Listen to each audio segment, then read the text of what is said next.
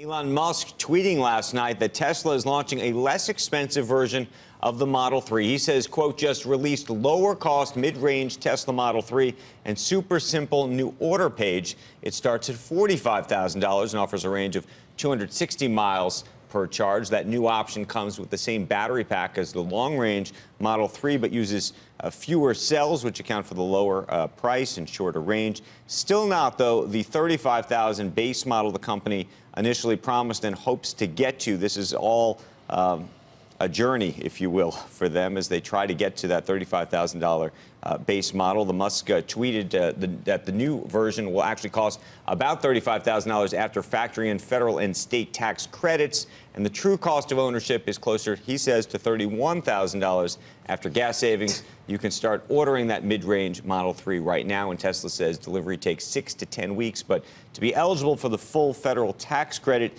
you must take delivery by the end of the year.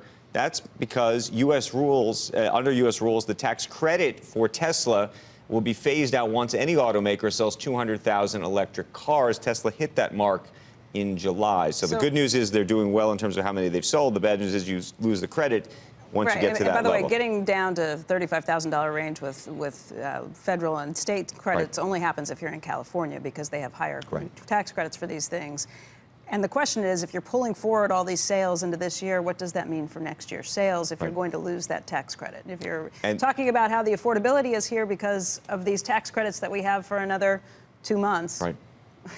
And then, well, but the big question, I think the strategy is that they're hoping that by 2019 they'll actually be able to lower the price on their own. I don't understand how they're lowering the price on this. It's the same battery, but they're not using all the cells, meaning is it actually cheaper for them to manufacture if you're not using all the cells, or are they just doing this so that they're not cannibalizing the sales of the higher product? So this is slightly different than the other type. So this, I believe, is actually there are less cells in this actual pack, to make it?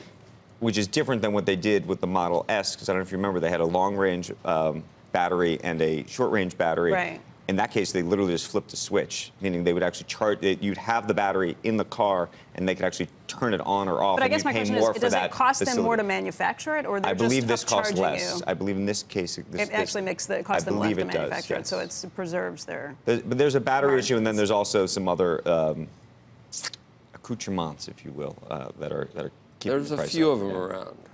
You're starting to see them on the road now.